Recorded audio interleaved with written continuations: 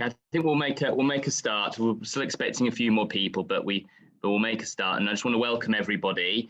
The Net Zero All Party Group's been going for nearly 18 months now, and I think that today we're beginning to see the fruition of the work that we've been building at this point. I think this is the biggest event that we've had, and I'm certainly the one that I'm most excited about.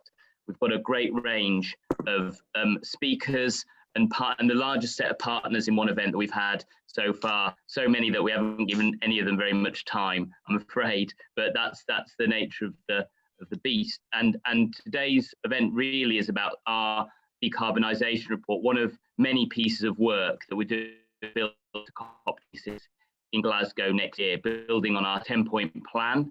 And obviously decarbonisation forms part of that plan. And the work we're doing to engage with government, with the COP president, Alok Sharma, and with Rishi Sunak and with the Prime Minister and the government as a whole. So we're trying to achieve what is the sort of medium-term aim of our APPG, which is a global net zero agreement signed in Glasgow next year at COP26. And today, I think we've got an absolutely brilliant star-studded lineup. We've got a number of our own partners today, as well as an expert panel and a series of parliamentarians. We welcome people to sign up to our 10-point net zero action plan. You'll hear more about that later. Whether you are from obviously a parliamentarian, whether you're from the academic community or the business community. And I think today shows that it's a big deliverable for us, showing a rounded report on how we can achieve decarbonisation. And the incumbency on the UK really isn't just about our own economy, our own NDC and meeting our own carbon budgets, but it's about that world leadership role next year. And we wrote to Alok Sharma with our 10-point plan. And I just want to quote from his response. I think we've got a copy of the letter on one of the screens. And Alok, when he wrote back to us, said, "We are determined to use this platform to raise global climate change ambitions to achieve the transformational change required by Paris. COP26 will be a milestone for ambition, cleaner energy, and more resilient future and flourishing nature supported by green financial systems. As host of COP26, intending to encourage the highest possible ambition on climate change mitigation, adaptation, and transforming finance flows towards low greenhouse gas emissions and climate resilient development." And we believe that today's decarbonisation report forms a big part of that roadmap. And we hope that today we've got a number of experts, and I'm going to welcome them in a second, but the government engage with us on this report and the other work that we're doing fully in the build-up to COP, as well as all of yourselves who've come to the event today. So first of all, we're going to have a number of our own partners in the APPG presenting different aspects of decarbonisation. We've got Myles from Oxford University around the role of land. Then we've got Paul Spence from EDF and David Cole from Atkins talking about net zero energy. Then Graeme Cooper from National Grid and Natasha Mahmoudian from Centrica talking about decarbonising transport. And finally, Barny Evans from WSP, Bukky from Barratt, David Jackson from Savills talking about building net zero homes and communities. Then that'll be followed by an absolutely star-studded lineup who are going to comment on our report and respond to it. And I'm really looking forward to this. So we've got Lord Deben, who's been to many of our events before. It's good to welcome him back, obviously the chair of the UK Climate Change Committee. Sir David King, who is currently starring as the chair of Independent Sage, but is also runs the Centre for Climate Repair at Cambridge.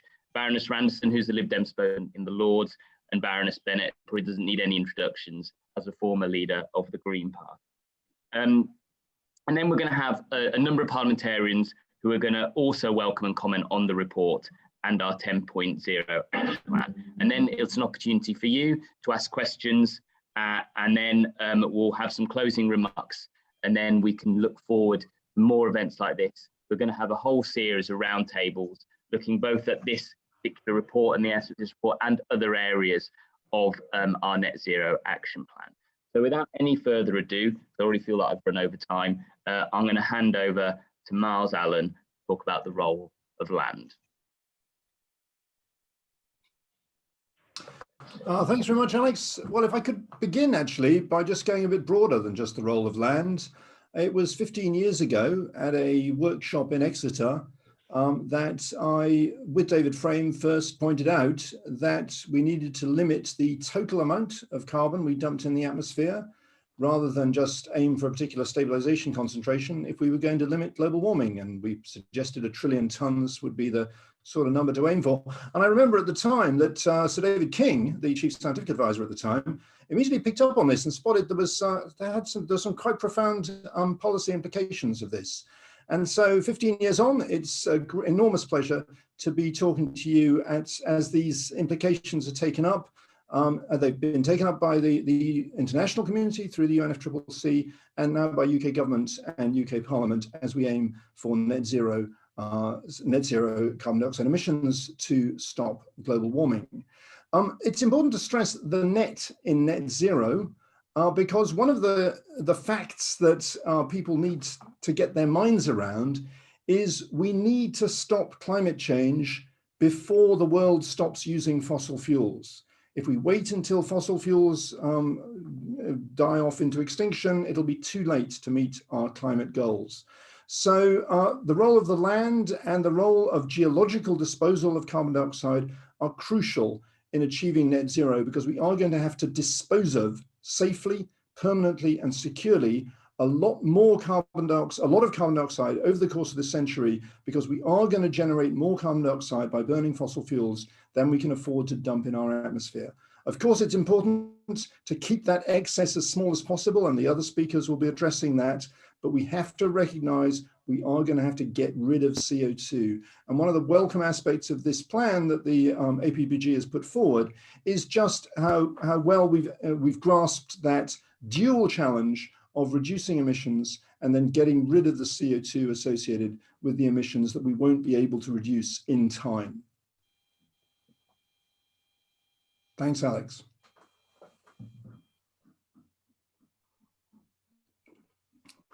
Unmute. That's it. The phone went off in the office, so I thought I'd better mute myself. So our next two speakers, I'm going to introduce these in the sort of substantive sections rather than individually, are Paul Spence from EDF and David Cole from Atkins. We're going to talk about energy and power and industry as two industry leaders. So I think we're going to start with Paul.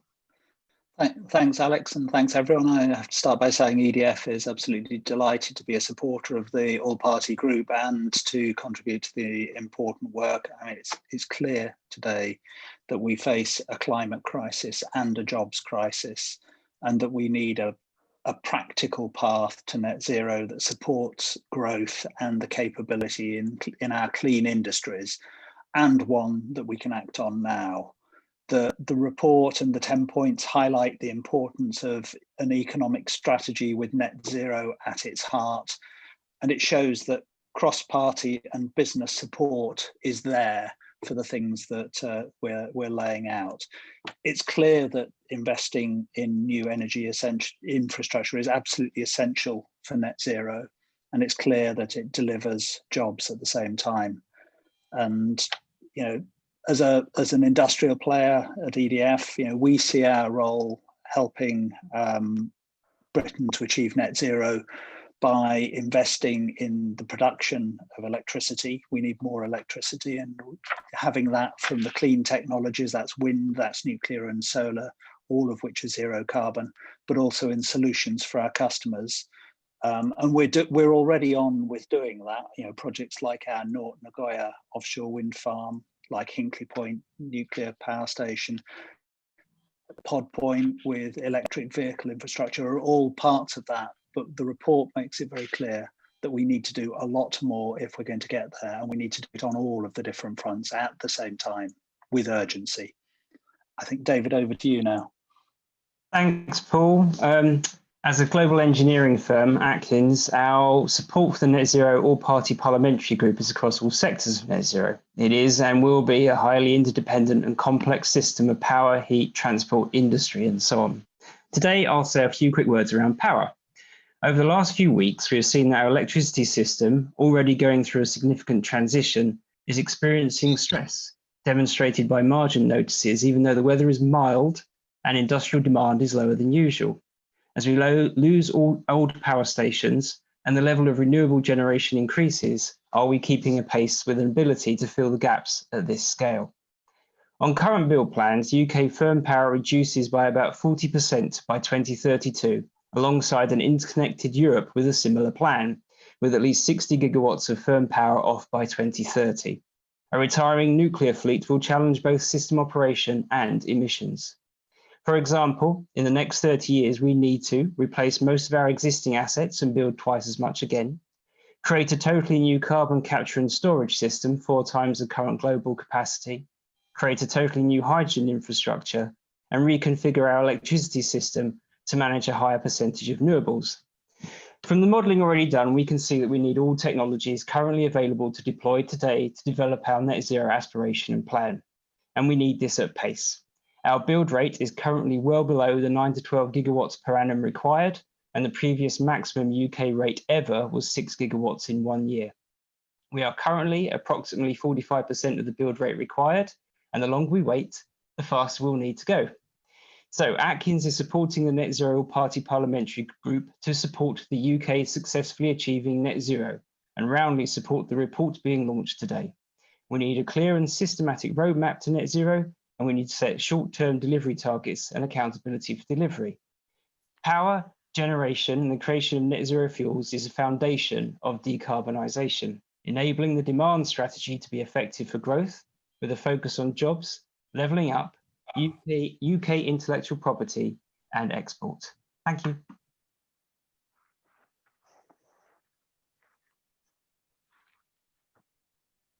So next we have a look at transport, and it's great that we've got Graeme Cooper from National Grid and Natasha Mahmoudian from Centrica. So over to you, Graeme.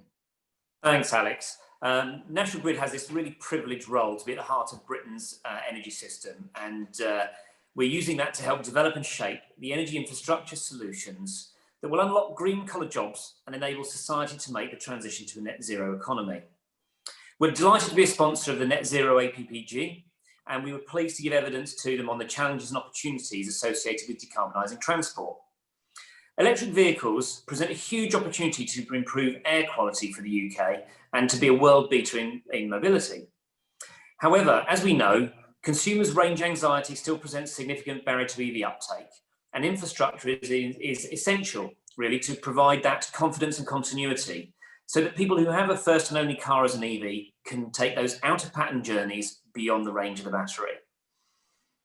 This is why we've proposed suggestions which have been picked up by the OLEV team to suggest things like high-powered en route charging backbone along the strategic road network, just to ensure that consumers have that confidence that they can have that first or only vehicle to be electric. And as the report suggests, by accelerating the deployment of ultra-rapid charging infrastructure, the decarbonisation of transport will help the aid to a green and economic recovery post-COVID. So thanks again to the APPG for inviting me to give evidence and for producing this great report, which is really helpful at contributing to the net zero debate. Thank you.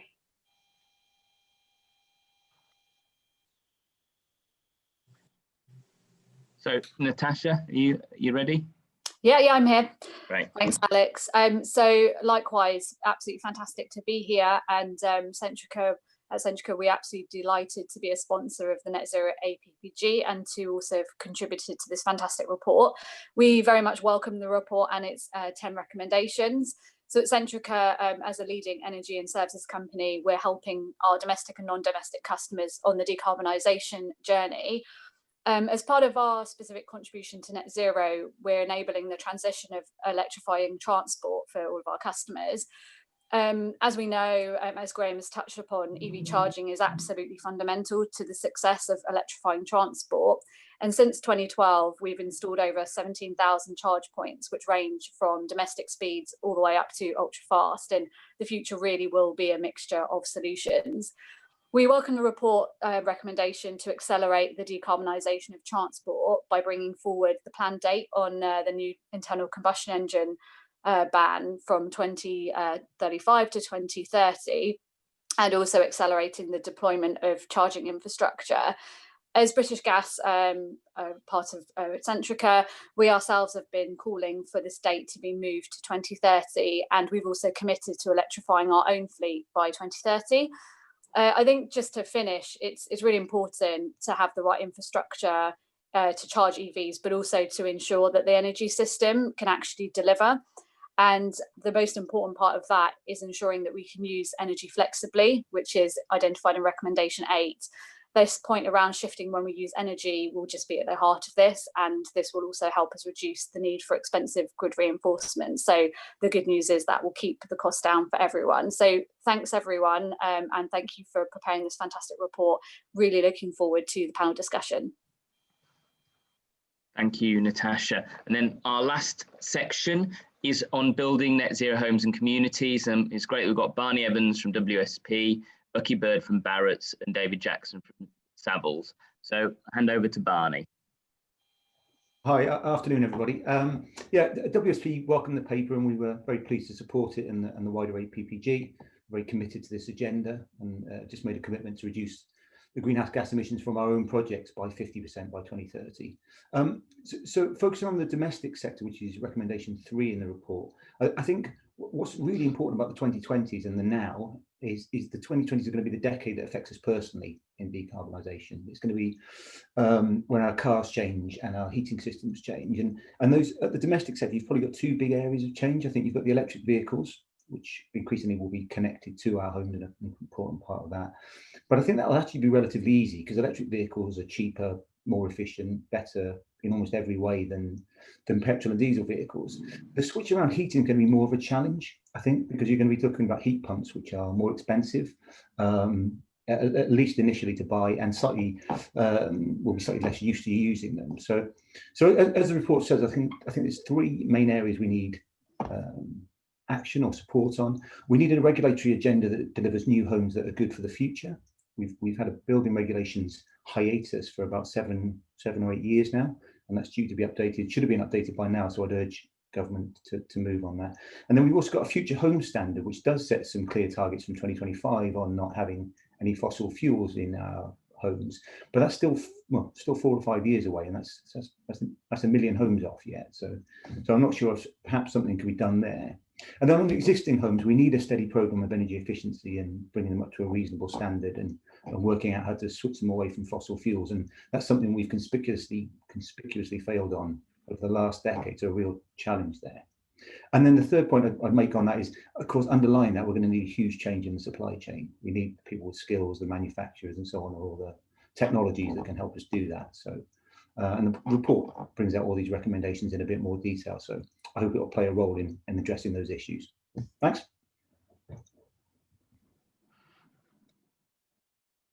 So over to Bukky. Thank you. Thank you for inviting me to today's launch. It has been fantastic for Barratt Developments to be involved in this important piece of work, and we're delighted to have also been a sponsor. As other speakers have mentioned, the climate change challenge is significant, and it requires ambitious and coordinated and collaborative solution. So it's also an important opportunity for the UK to lead the way. And that's what the decarbonisation report sets out, a clear roadmap to the destination, allowing multiple sectors to work together and also to invest with confidence and really accelerate decarbonisation. Success will look like the creation of a greener economy with emerging industries and much needed new jobs. And so for Barratt, we'll play our part. We'll continue to build high quality new homes and places. And we're determined to be the leading national sustainable house builder. And we've set our commitment to be a net zero business by 2040, amongst other key commitments. And as the report says, the time to act is right now.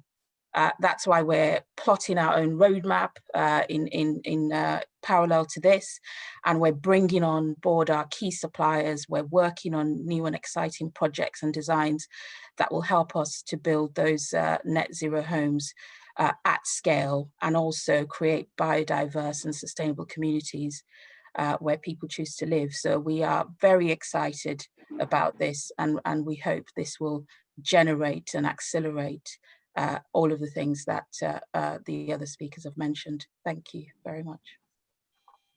Okay, thank you. David Jackson from Savills, and Savills is delighted to have been invited to participate in today's launch of this important report. With 40% of the UK CO2 emissions arising from the built environment, we recognise that the property sector has a particularly important role to play in achieving the UK's transition to net zero by 2050. The contribution from colleagues at WSP and Barratt have identified some of the technical aspects required if property is to achieve this objective, both in terms of the standards for future building stock and the retrofitting of existing buildings. The other factor I would reference is how important it is that the principles of sustainable development are retained and indeed reinforced in the reforms to the planning system that the government has recently consulted upon, and which will direct the shape of future development in this country. Savills is committed to playing its part, both in terms of its own operations. Achieving net zero as an organisation by 2030 is an essential part of our business strategy, as well as advising clients across all land use sectors to help them to achieve their own objectives. Given the scale of the challenge, it's really encouraging. We are seeing unprecedented demand from clients for advice on how they can achieve net zero. We're also beginning to see property markets differentiate between buildings that perform well in terms of CO2 emissions and those that don't. Green premium is already evident, we think, in the residential market, and we anticipate it becoming a feature of other markets as momentum gathers. For all these reasons, we support the work of this group and the publication of this important report, which starts to define a roadmap for transforming our economy over the next 30 years. Thank you. Now we're going to go on to our keynote speakers. I'm really excited. We've got a great range of cross-party speakers and some of our leading voices on climate in the UK. When we were writing this report, and generally the work of the Net Zero, APG has been guided by the Committee on Climate Change. This report took particular note of the June report, which showed we were falling further behind our carbon budget targets, and we're looking forward to the 6th carbon budget, which I believe, Lord Deben, you should be publishing in December. So we're very alive to the work of the committee, and hopefully the committee is alive to our work as well. So I'll hand over to Lord Deben. Well, thank you very much. In fact, I'm so pleased to have this report because it will be a very good taster for what's going to happen in December. And I think there are 3 things that have come out of the presentation of this report. The first of those is urgency. The report is filled with pressure to do things and do things now. So much is lost if we don't act rapidly. There's 1 million homes have been built which will have to be retrofitted because we didn't do the zero homes decision which we had. We are going to find it more expensive than it need be because we haven't moved yet fast enough. So for me, the first thing that comes out of this report is urgency. The second is consistency. We need to do these things right across the board, and we need to go on doing them, and we need them to link together in a way which they haven't up to now. And I'm pleased once more the report covers all these areas because we can't just do it by the decarbonisation of the power sector. So I find that really valuable. And the third thing about the report is so important too. It's the fact that the report recognises that this can be done. I don't think we get anybody to do things if we are misery Martins. I've always said to people, I'm not a Puritan. Now, that's not just a religious point, it's a general point. I believe that we have a wonderful world which we should celebrate, and that we should, through that celebration, determine to protect and enhance it, and believe that it can be done. I think the human spirit is sufficiently strong. And the news that we've had over recent months have been so encouraging. China, South Korea, Japan, committing themselves in ways that they hadn't up to now. And then, of course, the really exciting news last Saturday that the United States would now be led by somebody who believes in the science and who wants to play a proper part. It's very good to welcome the United States back into the world community again. So we really are at a moment in which your report seems to me to trigger an awful lot of other things. And I very much congratulate Alex, you and your group for the work that is done, and thank the sponsors without whom it would be impossible. And will even sink my differences on this occasion with the housing industry, whom I think ought to have done a lot more a lot earlier. But let's move on now. Thank you all very much. Thank you, Lord Deben. I'm going to have to use the phrase misery Martins going forward and credit you with it.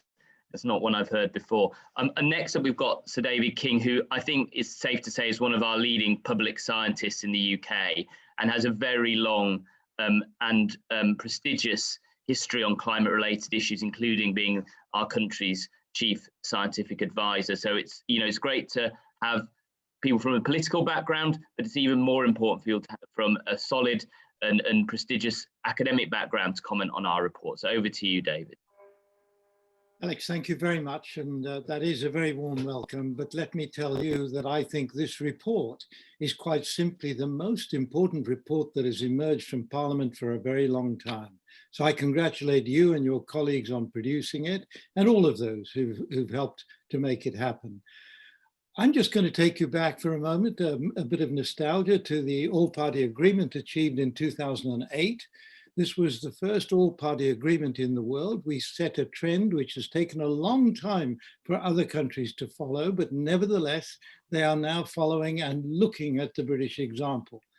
The all-party agreement set in place the situation where, as we shifted from a Labour government to the coalition government to Conservative governments, we have managed to keep this all in our sights, and we have really considerably delivered much on this agenda, perhaps not fast enough, but we certainly have been delivering all the way through.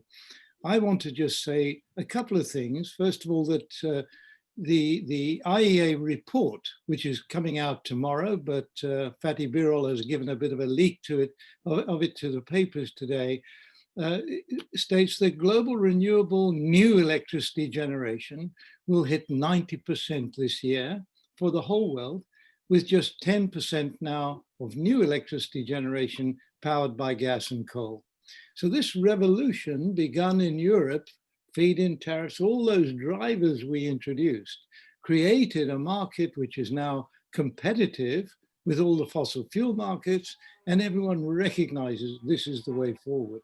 Green electricity will be the world's largest power source in 2025. So not only the new build that is happening in green, it is rapidly taking over all of the other power sources. But I want to also say the opportunities in the post-fossil fuel era for innovative technology developments are immense. And of course, Britain can and should play domestically a major role in their development. This is a real innovative opportunity for us to see that we can benefit from the strengths we have in science and technology and engineering right across the board, but also the strengths that we have in the manufacturing, the domestic arena overall. And let me also say, on the international front, we have been playing well above our weight. There's no reason why we shouldn't in the future, but of course there's a very good reason why we should. COP26 has been mentioned, and I'm very pleased that the Prime Minister is committed to getting a major step forward out of COP26. That's going to be a big challenge, but it is very important because we can all see this is the movement of travel at the moment. So I just want to say, perhaps the most important thing is the point 2 in the 10-point net zero action plan. Actually, I think they're all important, but number 2 is saying we have to act now, because as we emerge from the COVID-19 epidemic, there's going to be a recovery plan. The recovery plan at the moment, in my view, doesn't match up to a full green recovery plan. And this ought to be the stimulus we need to see that the development of our economy as we recover from this dreadful epidemic is in the right direction. Can I reiterate what others are reiterating, Alex? We must act now. The time is now very, very short. If I just say to you that the rate at which Arctic ice is melting is far quicker than any of us were predicting 5 years ago, and that is a real threat to us and to every nation in the world. We need rapid action. Thank you. Thank you, David. I mean, I was in Svalbard 2 years ago and I saw that firsthand. It is very concerning what we're seeing, particularly in the Arctic, but also the Antarctic in terms of polar ice caps. So next, I'm delighted to welcome Baroness Randerson, who's the Lib Dem spokesperson in the Lords. And it's also great to have a Welsh voice. Wales has in many ways been leading the way, and I know Baroness Randerson was a member of the Welsh Government a little while ago now, and the Future Generations Act, for instance, is a great example of how Wales is ahead of the rest of the UK on this issue. So, Baroness Randerson, it'd be great to hear your thoughts on our decarbonisation. Thank you very much, Alex, and I'm delighted to be here and especially to follow such very distinguished speakers. And congratulations on this report, because it's exactly what all party groups were set up to do, to make a difference. And a report like this should make a difference. I'm going to speak about transport, because that's the area for which I'm a spokesperson. But I bear in mind your words about Wales. One of the advantages of devolution in a small country is that you are able to experiment and to take initiatives because it's on a reasonable scale to do it. And I just hope the rest of the UK notices what's happening in Wales and follows on from that. I want to speak about transport because it's the largest producer of greenhouse gases and the most difficult area to change. Emissions from energy supply have reduced by 60% since 1990, but they've only gone down by 2% in transport. And that's because every time there's an improvement, for example, in the emissions from engines, it's matched by an increase in the number of vehicles on the roads as more of us want to travel, and our taste for more environmentally damaging vehicles, such as SUVs. At the start of the pandemic, there was optimism that we might all change our habits, but already, despite the fact that fewer than 2/3 of us are back in our offices, road transport is up to previous levels. And the prediction there is if we all went back to work in our offices, then we'd be having nearly 3 million more cars on the road every day. That is clearly not viable. So we have to seize the opportunity for a green rebuilding. And there are so many jobs available in this. Back in 2017, the Liberal Democrats produced a Clean Air Action Plan. And we have 15 points, so I congratulate the committee on managing it in 10 very punchy points. But the big changes, and this is my message as I finish, the big changes have to be led by government. It's good to have industry support, that's vital, but the government has to lead. It has to set the pace with taxes, with laws, and with green investment in jobs, in infrastructure, and in research. And so far, despite the government's rhetoric, there is not the match in terms of urgency and of investment. I finish with an example. In February, the government committed to purchase 4,000 UK-made zero-emission buses. Jobs, green jobs, and good for the environment. A recent question in the House of Commons showed that there has been no progress on this. It just has to happen faster.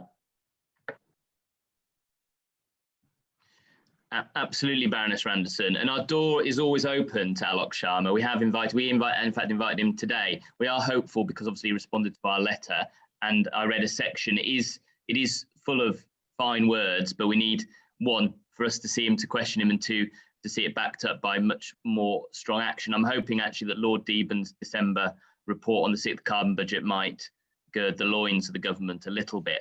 But last, in terms of our expert panel, it's great to have Natalie Bennett, who's been a consistent and powerful voice on the climate ever since she's arrived in this country, and I've spoken on many panels with her in many different places, so it's great to see her here with so many. And usually we don't speak to this many people, Natalie, so it's great that we've got this opportunity today.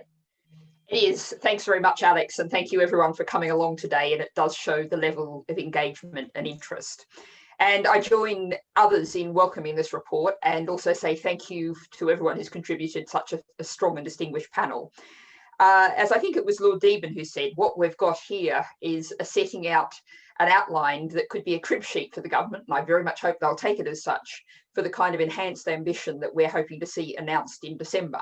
You know, we hear world leading all the time, but it's from other nations, including China, that we've been hearing the announcements, and it really is time for us to catch up. But I think we haven't talked very much about COVID-19. And I think when we look back to March and we saw that COP26 was going to be postponed, we saw that as, that was a real concern about derailing. But what we've seen instead is a real focus on, for recovery, Build Back Better, Green New Deal has really got an impetus. But I think perhaps what we haven't focused on enough is the way in which what COVID-19 demonstrated is how fast things can change.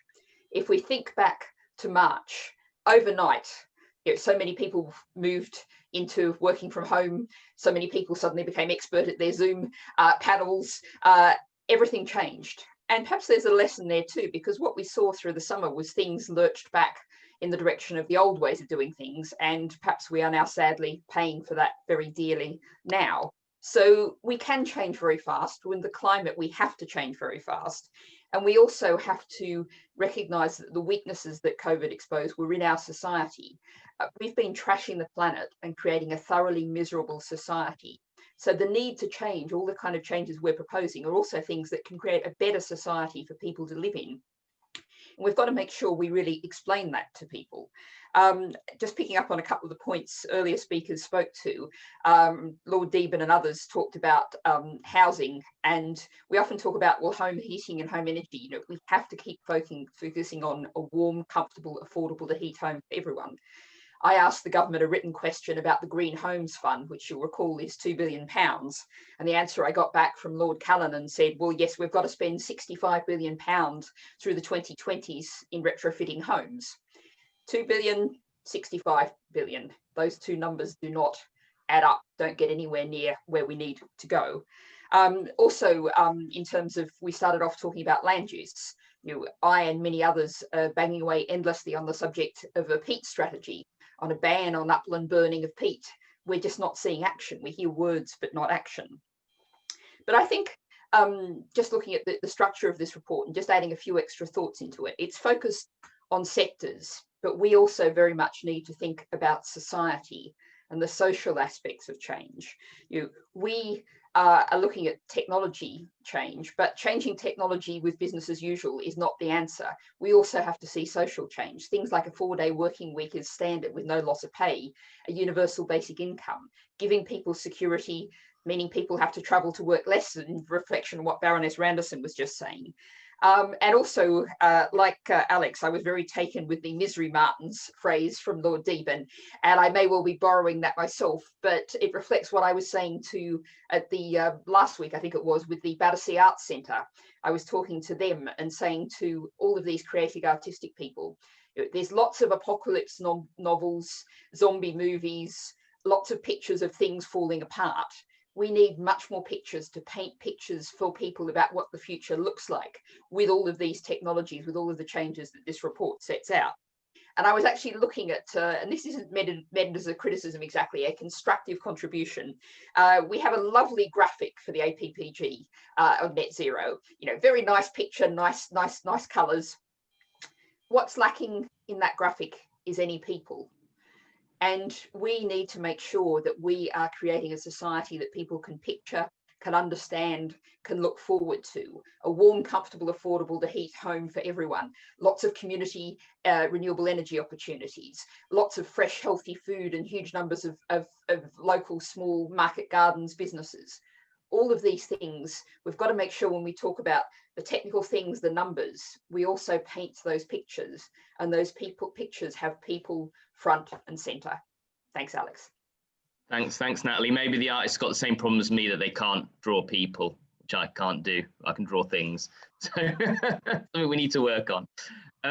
So we're now going to go into the panel session with parliamentarians. Great, we've got so many parliamentarians on the line. I just ask parliamentarians, if you wish to speak, put your camera on, then I'll take people as I can see their cameras are on. I know that they're ready and willing to speak. And if your camera's off, I won't take you quite at that point. But I'm going to start off with Duncan Baker, who's my colleague on the Environmental Audit Committee. And we saw in 2019 of new MPs coming in. And what most impressed me has been from the previous intake, now in old hand, all the way back to 2017, is the across the piece, whichever party they came from, there was a real commitment to the climate and the environment. And we've seen that in terms of those colleagues that have joined us on the Environmental Audit Committee, like Duncan, those that have joined this APPG, and government side colleagues who've joined the Conservative Environment Network, which I think is the vast majority actually of the 2019 intake. So it gives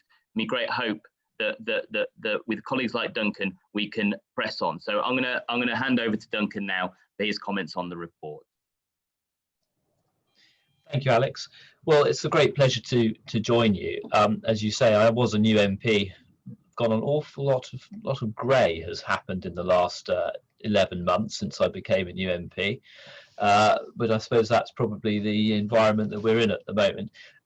The area of the report that I just want to pick up on in particular, and is an area which I've been very passionate about ever since being elected, and also I think that we've done a great deal about in a very, very short period of time, is the offshore wind energy sector.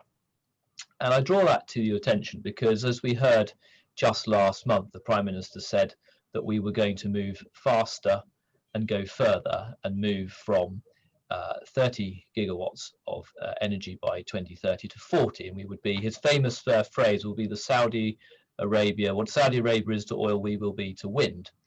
And I think that's really important, because within that message is that by 2030 that every home in the UK will be powered by wind green energy.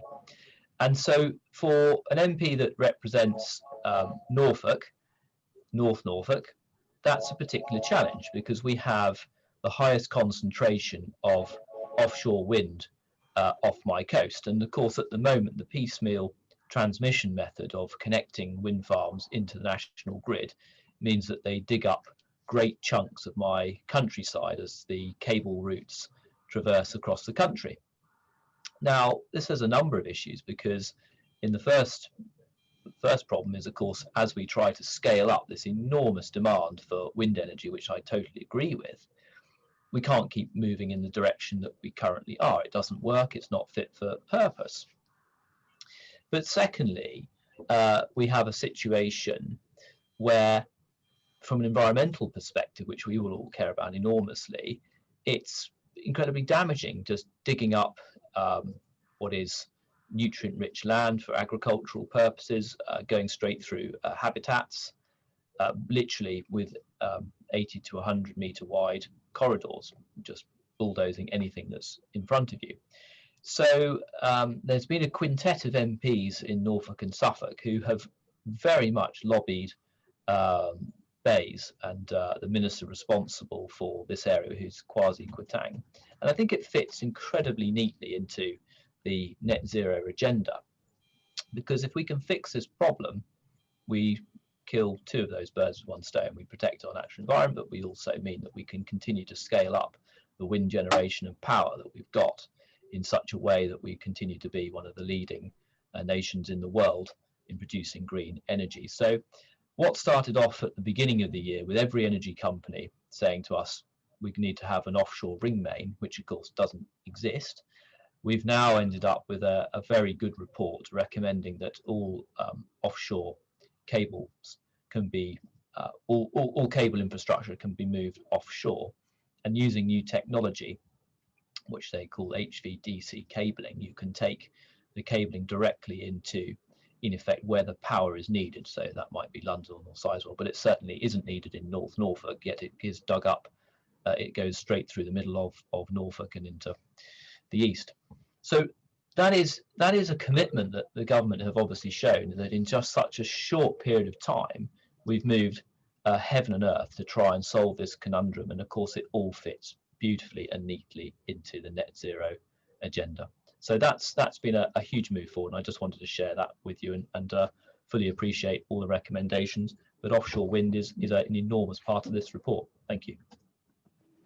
Thanks, Duncan. That's exactly an example of the sort of thing that we need to scale up. And I've actually spoken to a number of similar projects around the country that want to do the same thing. So it's exactly the sort of thing that we need investment in. Next, I'm going to take Baroness Sheehan, who was on the Energy and Environment Committee in the Lords in the last Parliament, is now the Lib Dem spokesperson for international development. Baroness Sheehan. You're still muted. Right, okay. Thank you very much, Alex. I wasn't actually planning on speaking, but it just occurs to me that there is one really important point that I think is always worth making, and that is that if we are going to capitalise on the huge and the massive investment that we're going to see as we turn the world out of the economic decline that COVID-19 has thrown us into, that we really are going to need a workforce that has had the reskilling, the retraining, and that is ready to go to switch over into renewables and green technology. And I wonder whether there is enough thought being and emphasis being put onto that, because it's really what Natalie was saying. This is about lives and livelihood, about people. And so, I mean, I think I'll just leave it there. Thank you.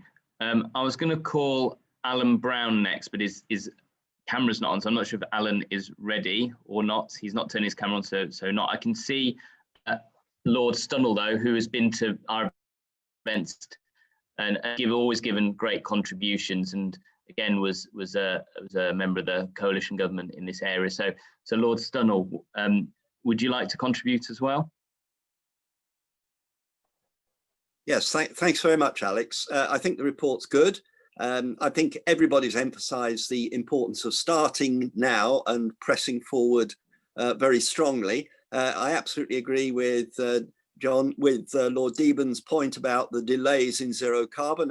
Zero carbon homes was in my policy hands until the end of the coalition, and it promptly fell to the floor and we wasted a lot of time. But if I could just pick up Baroness Sheehan's point about skills, whether it's retrofitting homes or whether it's changing our energy base and swapping from the oil industry to the wind industry, or indeed from the coal industry to heat pumps, you're going to have a massive amount of reskilling.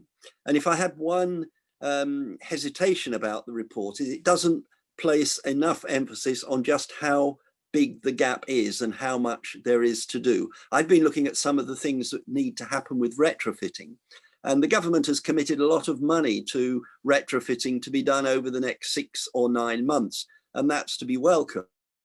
But there isn't an equivalent commitment to training the people who are needed to do it.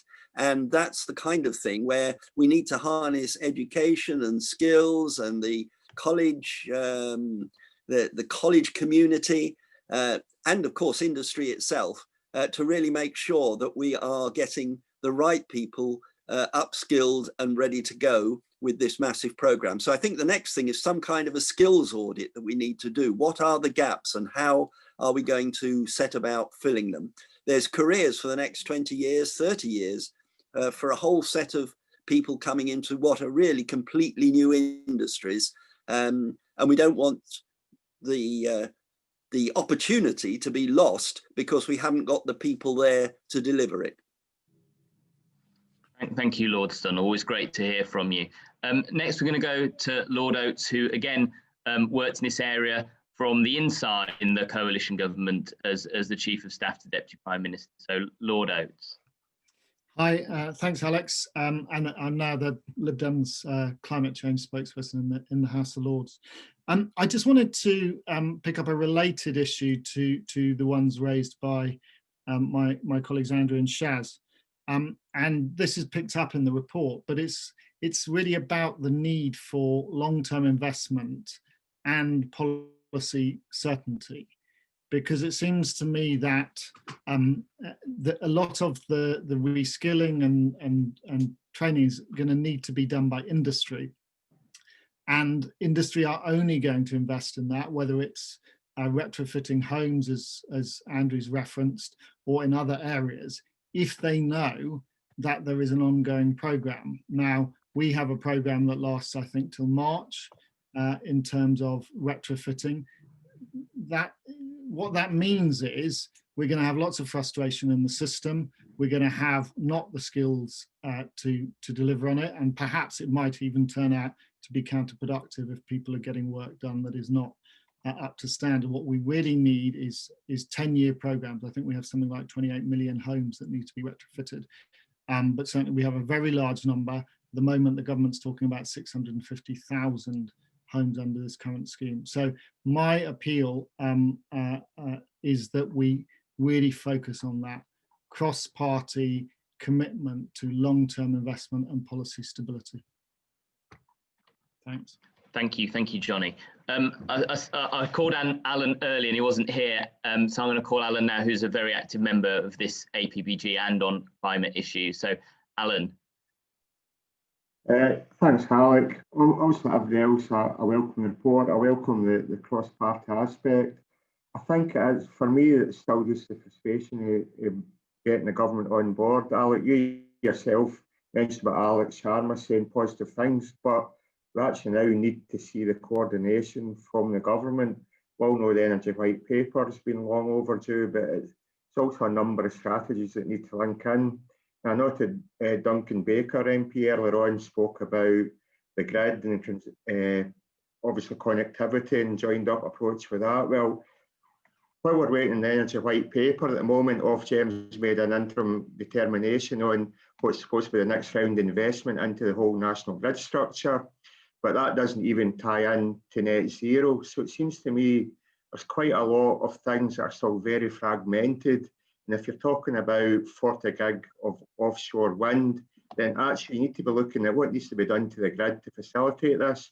What's the long-term planning for that?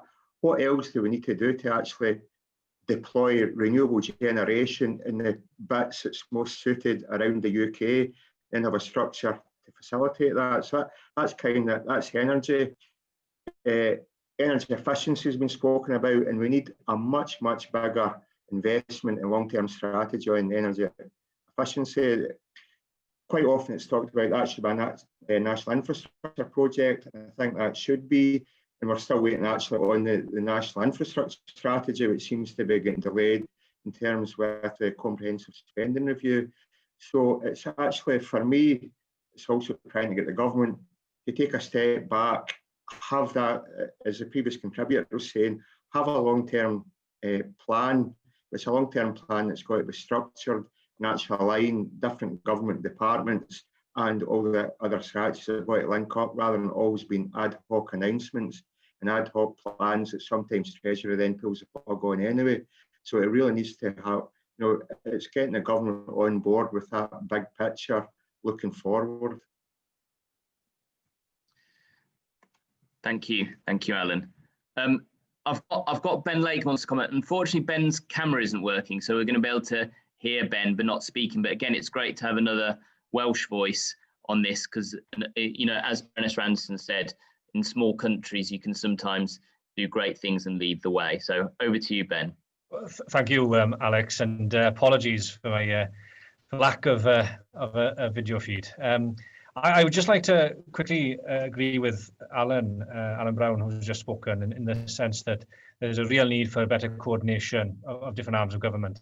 As Alan mentioned, there are big questions about the national grid and the new determinations, and in particular in areas of Wales where there is potential energy generation, for example, but at the moment the grid capacity just doesn't exist. And as I understand it, the national grid cannot really build in anticipation of potential future demand, and that needs to be something that is addressed now in the new determinations. I'd also like to echo the comments that Baroness Randerson mentioned about the benefit of having devolution and the way in which you have a Welsh government that has experimented and innovated actually in some of its policies, not least of course the Wellbeing of Future Generations Act, but again just turning to the marine energy sector, for example, and the marine test areas, both off the coast of Anglesey in northwest Wales, but also the coast of Pembrokeshire. And what we've found there is that it has really sparked an interest from different engineering companies in the field of marine energy, giving them the opportunity to quite easily test and to tweak their technology before to remit and invest in very expensive licensing requirements that are applicable elsewhere. And that's just one example of where I think the UK government can perhaps learn from some of the devolved administrations. And really, I mean, if you can do it on a Welsh scale, but if you could also do it across the UK, then the benefits for net zero are evident. The other point I'd make, and it's not so much about the report, but just a concern that I have going forward following the announcement yesterday of that the Treasury will be introducing a green sovereign bond. I think whilst it is an important step forward and it's one that I welcome, I am a little bit concerned that it isn't clear yet how that source of, very important source of green finance will be invested, what projects, who will decide, is there going to be a strategy that underpins it? There may well be, but those questions are ones that need to be answered and addressed if we have to have confidence in that the sovereign green gilts then, will have full benefit. And in particular, that there are many projects and infrastructure that will fall under the remit of the devolved administrations. And so we need to make sure that if they are not allowed to introduce any bonds for themselves, that they are also able to access the finance that's made available in any UK bond. As I say, I may well be getting ahead of myself there, but those are questions that I think will need to be addressed in the very near future if the full promise of the UK sovereign bond, green bond, is to be realised. But can I just congratulate those the authors of the report? It's a very comprehensive one, and I welcome now the opportunity to work with others to put some of this into practice. Thank you, Alex. Thanks, Ben, and absolutely agree with you about the green gilts, green bonds announcement, and part of our remit at the APG will to ensure that they pass a net zero test. We did a report in the Environmental Audit Committee on green finance and also on export credit guarantees, and the government has unfortunately really failed the test there, and hopefully this will be an opportunity for them to recover some of that reputation. All the parliamentarians who are on the call have now spoken. If any more come on, because it's a busy day in Parliament today, we're going to have like 5 sets of votes on various different things. So I imagine there's lots of people in the chamber as we speak. But what I'm going to do is I'm going to start the open Q&A, and then if any other parliamentarians come, I'll call them as and when. So I first of all saw quite a while ago, and I don't know whether if he wants to come in, Kevin Garvey of the National Housing Federation around housing, whether he wants to come in and make some comments and ask a question to our panelists. So I don't know whether yes, he's at the front. So I'll call. I don't know if Kevin, if you can turn your camera on or not. Either way, I'm going to allow you to unmute and ask your question.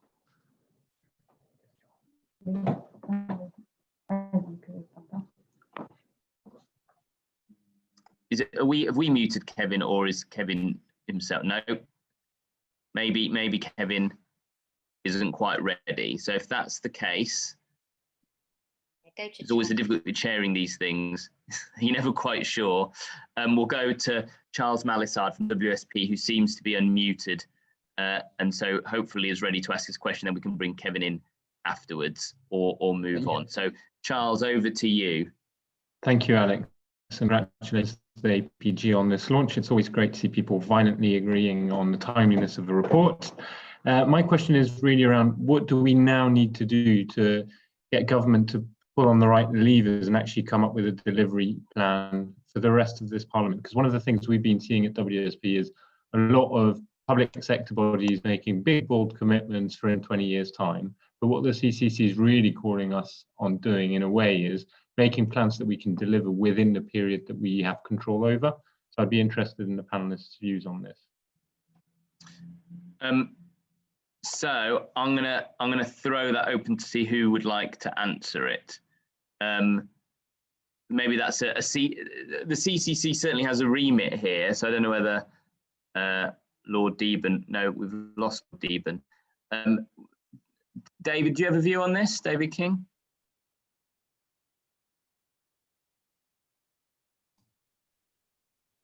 Sorry, I was just inattentive, so I missed the question.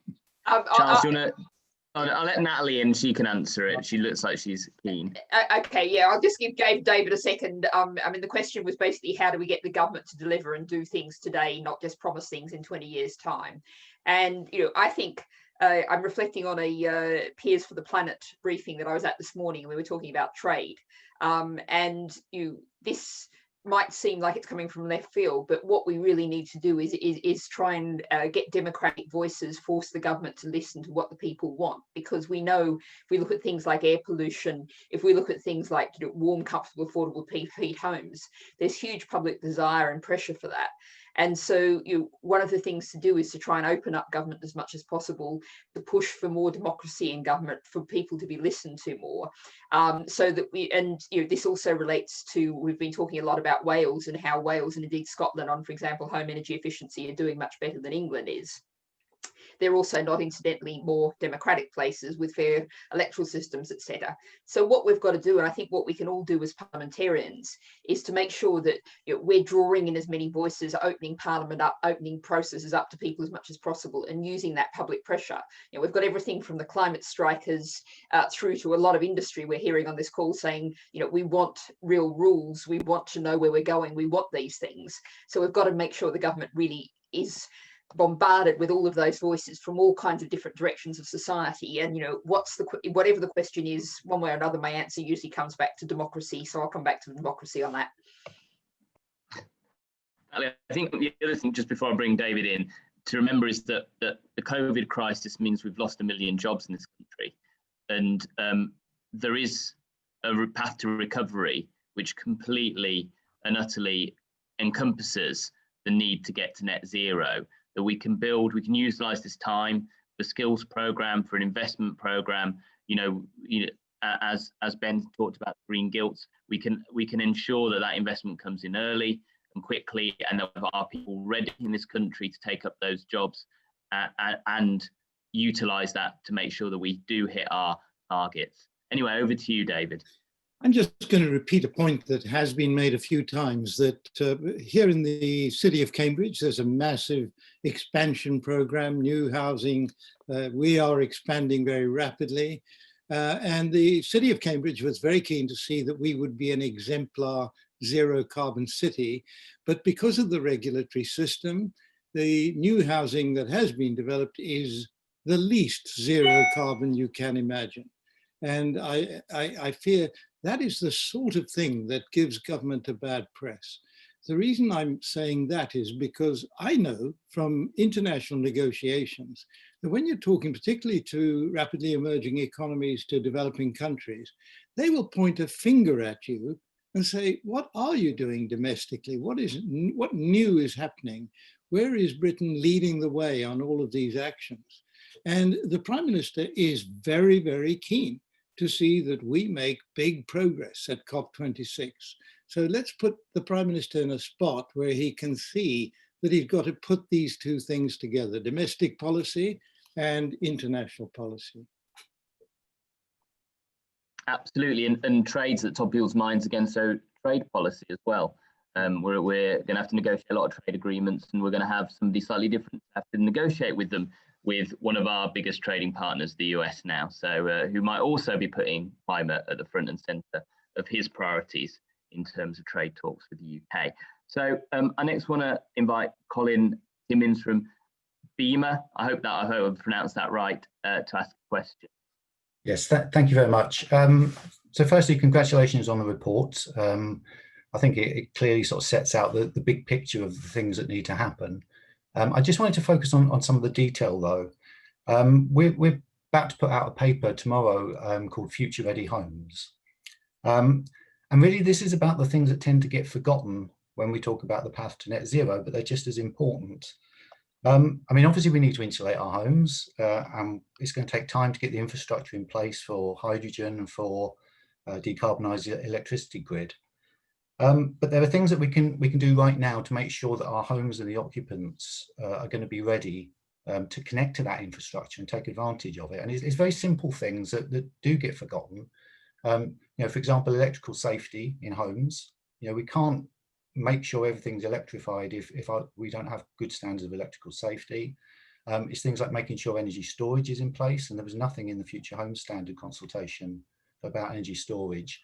And about things like making sure that heating systems are not routinely oversized, because at the moment that's happening, and those systems, when you know they're hydrogen boilers, are not going to be as efficient as they could be.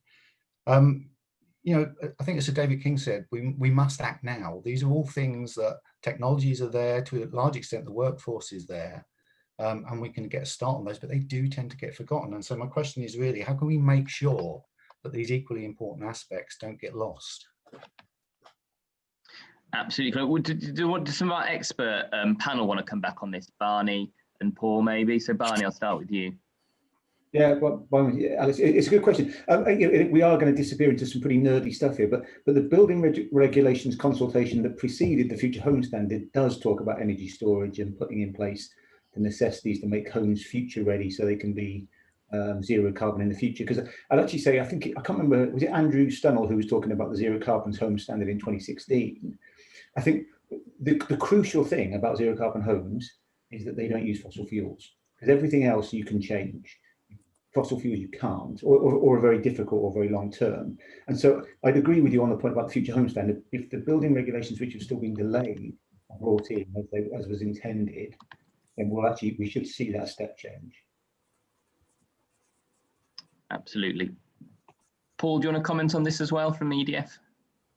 I mean, really, just to echo some of the same points, Alex, that others have made. I mean, I think we need a mix of the regulation, the standards. We also do need government to do something to make sure that the right incentives are in place. The incentives to build the right houses, to buy the right devices. You know, in particularly heat pumps and things like that, which at the moment, as somebody said earlier, aren't the obvious solution. And then one thing that no one's mentioned yet is at the moment, there is a distortion in that the electricity that you buy is bearing a chunk of the costs of social policies and decarbonisation policies. But if you buy gas to heat your house, then you pay 5% VAT, but very little else to pay towards our decarbonisation. And that's another incentive to burn gas in our houses and to keep going with the existing boilers. And we need government to do something to rebalance those policy costs in a way that gives all of us an incentive to want the right infrastructure in our houses to decarbonise. So, you know, there are support that government can give in terms of grants, but also they need to make sure that there's the right long-term framework for us. Okay. Does any of our keynote speakers want to come back on that, or is it a bit too nerdy, the keynotes? Maybe we'll move on. Maybe we'll move on to the next question. I can see Bridget Amorous is moved up to the panel. Yes. So I'll bring you in now, Bridget, for your question. Yes, hello, I'm Bridget Amorous from Make UK. We represent the manufacturing sector, covering many sectors. And it's not a question, but rather a plea that, and it's been cited by Andrew and Johnny and a couple of others, but really I'd like to make a plea that the manufacturing sector clearly is going to be part of the solution as well, by producing all the products and services needed to decarbonize our economy. And at the moment, they have been or are being battered by the COVID, but also Brexit and transition issues. And many of them have had to, as was mentioned, make their redundancies, and they're losing skills. And particularly the SMEs, who are often very innovative, are not even able, although they are crying for it, to engage apprentices or to even invest in for the future in new equipment. So really, I would make the plea that you know, we should ensure that the government doesn't forget manufacturing industry from that point of view, that they need the support now with small grants and funds as well, but for the long term. So they need this very much long-term policy framework stability so that they can invest. Thanks, Bridget. Again, that might be something that one or two of our expert panel want to come in on, because I know that I've had a conversation with lots of corporates around apprenticeship levy and climate apprenticeships. Does anybody want to come in on that from the expert panel? Paul, Barney, David? I'll say a few words. I mean, I think this is a really important area in terms of how we invest in green recovery, full stop. So where will the value come from as we build the new infrastructure? Can we build it ourselves? We need to invest not in just decarbonisation of industry, but invest in our industry in the UK, building the new infrastructure that we need. Quite a lot of our emission reduction today, or a reasonable component of it, has been through deindustrialisation. We have exported our emissions to other countries to build stuff for us to buy back. If we build here in a more technically advanced way, in a more efficient way, through a robust manufacturing industry, that can make a huge difference to whether it's the small scale things that we're talking about, how many components in lots and lots of houses, all the way through to the great work that EDF do, for example, building up a supply chain, manufacturing components for a very large project. So I think this is really at the heart of some of the jobs discussion and the real conversation around not just emission production, but actually emissions consumption. Okay. Does there anybody else want to come in on that, or should we move on? I've got Baroness Bennett. Just very briefly, I mean, I think the last progress report to Parliament from the Committee on Climate Change was really strong on that, on saying there needs to be much more focus on consumption emissions. And I think, you know, that's something we've really got to pull the government up on when they say, oh, this is the figure that our emissions have fallen. Though, you know, we've got to add consumption emissions into that as well. Okay, thank you. I'm going to bring in Duncan Law next, who does really great work as part of community energy in involving people in the solution of low carbon energy. And I've done work with another APPG chair hat on social enterprise around things like social investment tax relief and other areas which actually have stymied, or maybe not stymied, have held back Duncan's work. So I'm going to bring Duncan. I don't know if he's going to talk about that or something else. Duncan. Thanks very much, Alex. And thank you, Natalie, for putting people and communities and community energy front and centre, which I fear it's not quite in the report. There's stuff around the importance of community buy-in, but very little about the power of community to make big political change from the bottom up, but also to infuse and harness the passion, the knowledge, the local knowledge to drive change, both with individuals, and a lot of energy sits in, you know, with individuals. Retrofit, local transport, demand side response, flexibility. It's all huge potential to happen locally. But at the moment, we get warm words from government, and then nothing to help community energy get active. And at the moment, it has almost no chance of making a business case. So we need something in the white paper, in the comprehensive spending review, in the 10-point plan, in the NDCs. Otherwise, people will get forgotten as the driver of this transformation. Again. Please. Absolutely. Who wants to come in first? I know Natalie, you're probably keen on this area. I kind of feel like I've sort of said everything I wanted to say, but just to, reflecting on the difficulties, I know, there's a wonderful community energy group in Sheffield who've done so much work and worked so hard and, managed to get a few projects off the ground, but there's so many projects that have just almost made it, but not quite.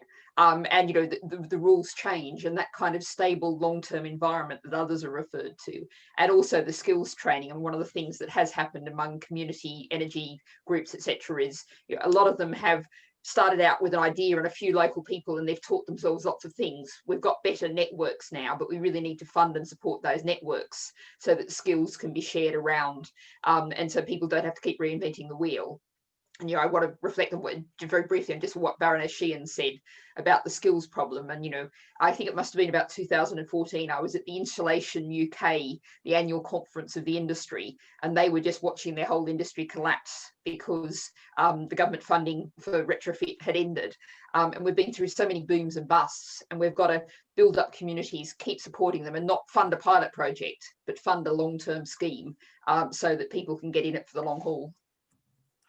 Yeah, I mean, this is an area I work on quite, so I'm going to comment on this as well. So, I mean, in Leeds, we had the Leeds Climate Commission, which really opened up a debate about community involvement in the climate. And obviously, we've had the National Citizen Assembly, which the select committees initiated and supported. But there are a number of things I think the government needs to do to really support the scaling up of community energy. I mentioned social investment tax relief, and the finances are important. We had like I said, we had the green gilt announcement. That probably isn't going to be a source of finance for community energy, but there are there are other funds that could come forward. There's underspends, for instance, in the urban community energy fund that haven't been allocated. There is a whole program of skills for the community that the government could support and fund to really unlock this area. And I think that it is hugely important, particularly actually outside of urban settings as well, because those close communities can develop their own sort of microgeneration projects and really add to the mix and actually become much more resilient. It's also about resilience in communities going forward. And I think that that's really important. And I think that maybe we have slightly underplayed it in the report, but it's certainly something that we're going to look at going forward, Duncan. And I know you've been to our events before, so it'd be great to involve you in this work going forward. Does anybody else want to come in on this before we move on? Yeah, Baroness Randerson, yeah, I'll bring you in. Thank you. I think that this point illustrates the key importance of a cross-government approach to this. Because if you take the example of the new English planning rules, which centralise power and totally sideline any concept of community power and community influence, and the importance of designing communities with the environment in mind, that is an example of a government department that is not in any way thinking about the environmental and climate change implications of what they're doing. And therefore, you've got to have a truly cross-government approach to this. It's got to be the priority for every government department for it to work in a coherent, integrated way. And in relation to Wales, the work done on small-scale community energy projects in Wales shows that if you develop it well with community in mind, then you are going to be able to build up towards a total output, which is of significance. The problem with community energy has always been that because each each stepping stone is small, people think it doesn't matter. And actually, when you aggregate it all together, it does matter. And it's a step that Wales took from looking actually at the examples in Scotland from the early years of this century. Thank you, Baroness Randerson. I'm going to just bring in Myles and then David, and then we're going to have our wrapping up remarks and next steps. And Paul wants to come in as well on this. I'll take those three, and then we'll go to Jill Morris from our brilliant secretariat to talk about how we're going to take this forward and other work that we're going to do in the coming months. So first of all, Myles. Yeah, I mean, great series of points, but I just wanted to make sure that everybody remembered that it's not, it's not about, or it's not even primarily about spending government money at a time when there are so many demands on the public purse coming up over the next 10 years. In fact, probably the nearest thing we can get to free money in this area is policy certainty, because that, of course, allows the private sector to invest and at low interest rates and to use some of the vast amounts of money that's washing around the world looking for somewhere to put it. But they need policy certainty to invest against. And in particular, the long-term challenge that I mentioned right at the beginning of developing the carbon dioxide disposal industry, if you like, that we're going to need to achieve net zero. We still don't have policy certainty around how that industry is going to develop in the long term. And so we're still very dependent on government subsidies to get it going, which is always the way things are to start with. But we need to be thinking towards the future about how it's actually going to sustain itself when the government, when the public purse, calls on the public purse are required elsewhere. So that's a really important point for everybody to remember taking away from this. So I'll bring Paul in, and then David, and then we'll go to Jill for the next steps. Thank you, Alex. And I was just going to make the point, if I may, that some of the discussion that we've had sort of suggests it's community versus centralised. And I think sort of the first observation I'd make is that we're going from a world that maybe was relatively simple, where you moved power from where it was being produced to where it was being consumed, to a much more complex, smarter, centralized and decentralized system in future, where community energy is going to be an important part to provide flexibility, to provide the local power that's needed. But as David said earlier on, we also have to think about a system that's going to be more weather dependent in future, with less of the base load generation that we've relied on in the past. I mean, it's a still day today, and we're seeing quite a lot of coal generation on the system at the moment. That won't be there in future. Our existing nuclear stations are going to be shut down, and we are going to need a mix in future that is reliable all the time. And it's going to be a smarter one. It's going to be centralized and decentralized. And the risk is that it all looks very complicated and government sort of scratches its head and tries to design a perfect solution. The opportunity is to start getting on with it, and to get on with removing some of the regulatory and practical barriers for decentralized community projects, and get on with more big build. And I'm sure Graeme would say, make sure we're building in advance of need the network to move power around to the places where it's needed. So it's a world of and on every front. And I think that's the narrative that we need to emphasize. And I absolutely agree with Myles that if we can get more policy clarity, then the industry is ready to invest. We don't demand you don't want certainty and stability. What you want is to understand what the policy is going to be, and to have some confidence that that sustains across the political cycle, so across parties. And with that, then I think it's a bright opportunity. Thank you. And then before we move on to where we're going next, I'll just bring David in as the last contributor. So David King. Too many Davids. Too many Davids. So I think what I would want to emphasize again, because it needs emphasizing, is having clear policy directives, clear strategy going into the future. We need a strategy that takes us all the way through to zero carbon. And we need the strategy to be elastic so that as we move into the future, the strategy gets rewritten as new technologies emerge. But all of this needs to be set out in detail by government. And I think that the Climate Change Committee ought to be helping government in that process. The other thing that we barely mentioned in the discussion is greenhouse gas removal.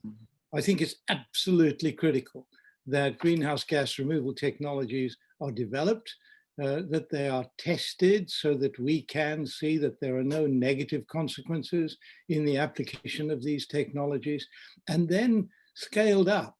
And I do believe that we are going to globally have to see a period of removing greenhouse gases at perhaps 30 to 40 billion tons a year in order to bring down the total extent of greenhouse gas that's already up there.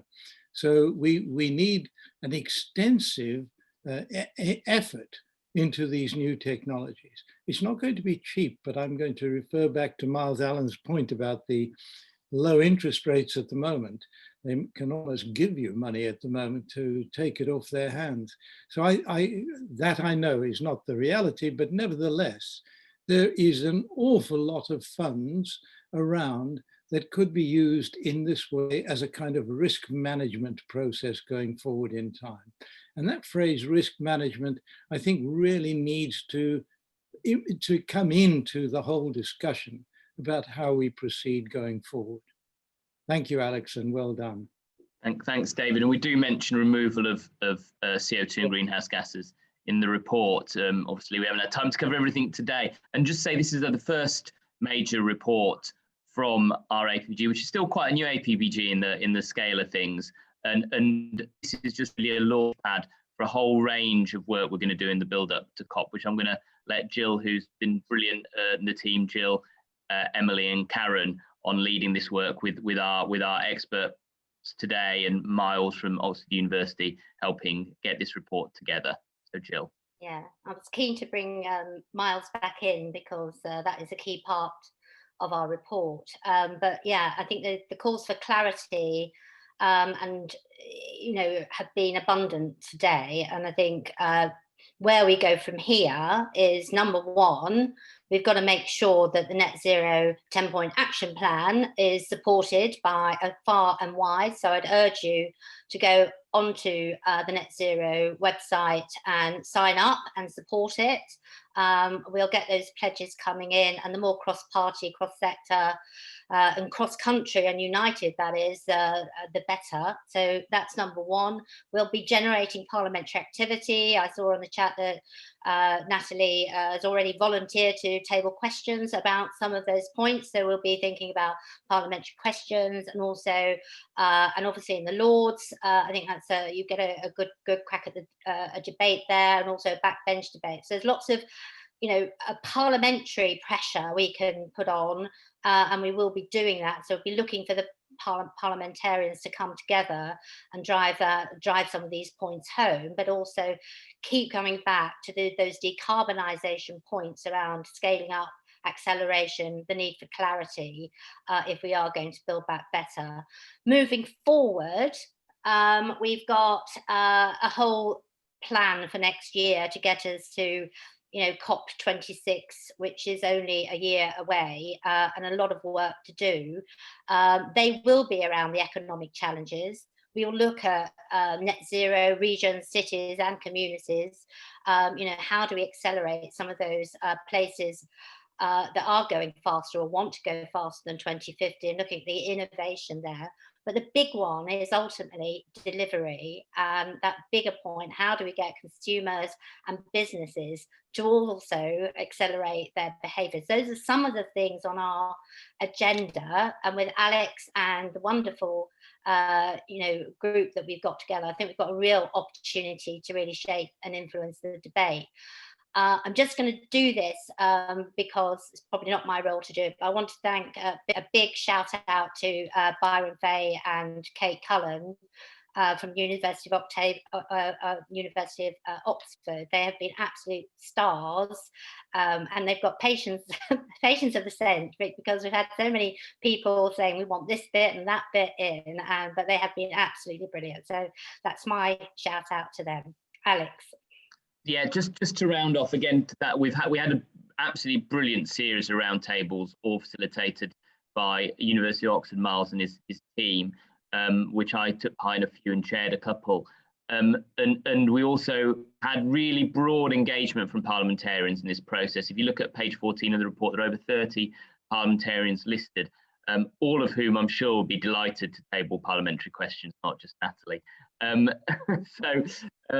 You know, we're getting a very broad mix of people involved in the work of the Net Zero APPG. Net Zero, since really we created this APPG, has become much more front and centre of political discourse in a way that it wasn't 2 or 3 years ago. And we see a real opportunity now. It's just really is about scaling up the ambition and speeding up the implementation. And because we're not all in very different places, we don't have some of the differences that other countries do. It is really about scale, ambition, and speed. And I think that we in the APPG want to see the highest level of scale, ambition, and speed, and not just talking about it, but implementing it. And I think this is what our report today is about, and all of our future work from here on in. And it's great to have so many partners out there in all the different communities, whether that's in the academic community, in the business community, in the actual community of people, and here in the political community as well. So thanks, and I hopefully see you at the next event very soon. Thank you very much. Thanks, Alex.